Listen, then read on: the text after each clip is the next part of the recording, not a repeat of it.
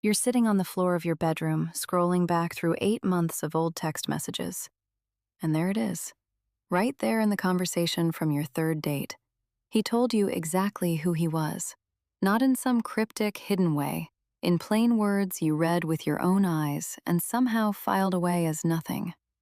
He said he wasn't good at commitment. He said his last 3 relationships ended because he checks out. He said, and you can see it now, "I'll probably disappoint you eventually." You laughed. You typed something reassuring. You told him he just hadn't met the right person yet. The signs weren't buried, they were spoken.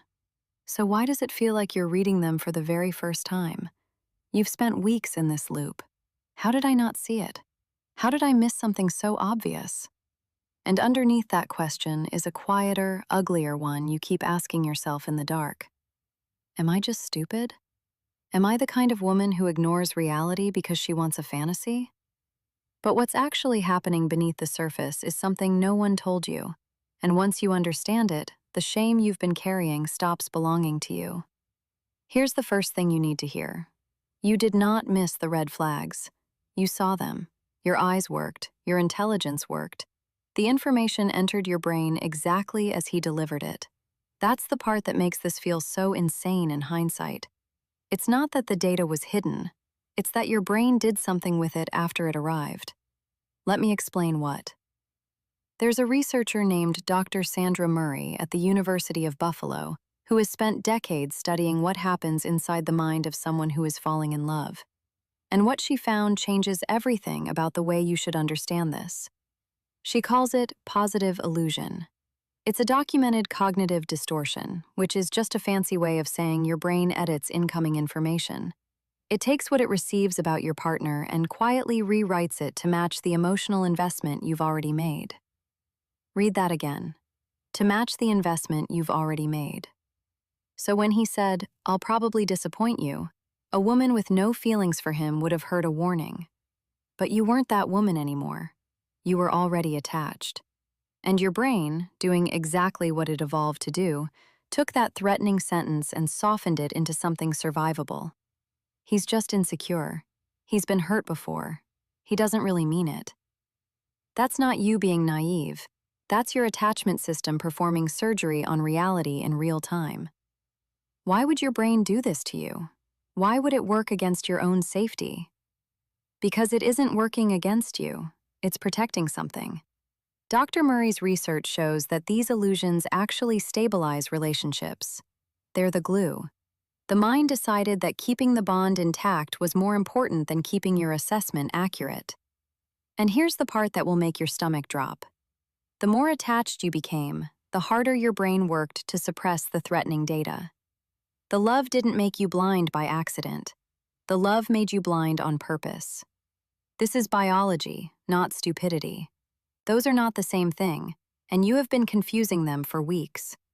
Think about it from your brain's point of view. You are a creature built to form pair bonds.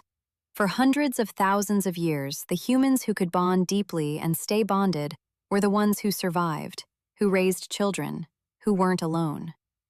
A brain that noticed every flaw in a partner and updated its opinion the second new information arrived would never stay attached to anyone. So your mind evolved a protective filter. Once you've invested, it starts guarding the investment. There's a related idea from psychology called the sunk cost mechanism. The more you've already put into something, the harder it becomes to walk away, even when walking away is the smart move. Your brain hates waste. It hates the idea that the months, the vulnerability, the hope, all of it was for nothing. So it does the math backward. Instead of asking, "Is he good for me?" it starts asking, "How do I make him good for me?" And then it edits the evidence to get there.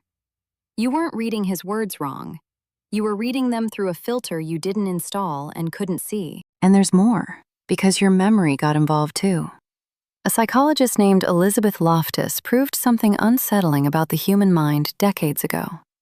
Memory is not a recording, it's a reconstruction. Every time you remember something, your brain rebuilds it, and it can rebuild it wrong, colored by what you feel now. So while you were with him, your brain wasn't just editing the present, It was quietly rewriting the past, too. That comment that should have scared you became, in memory, a moment of him being honest and vulnerable. Your mind curated a version of him that was safe to love. So let me ask you something. If your own brain was actively editing the incoming information, suppressing the threats, softening the warnings, and rebuilding your memories to protect the bond, how exactly were you supposed to see clearly? You weren't. That's the answer. You weren't supposed to. And this is where the shame has to lift, because it's been sitting on the wrong shoulders. You have been treating this like a failure of intelligence, a failure of judgment, something that reveals a flaw in you. But it was never a failure. It was a feature. Your brain did precisely what an attached brain is designed to do. The system worked. It just wasn't working for the outcome you needed. Here's the distinction that changes everything. You were not blind. You were bonded. Those are two completely different things, and only one of them was ever your fault. Blindness would mean the information wasn't there, or you couldn't process it. But bonding means the information was there, you processed it, and your attachment system overrode the conclusion.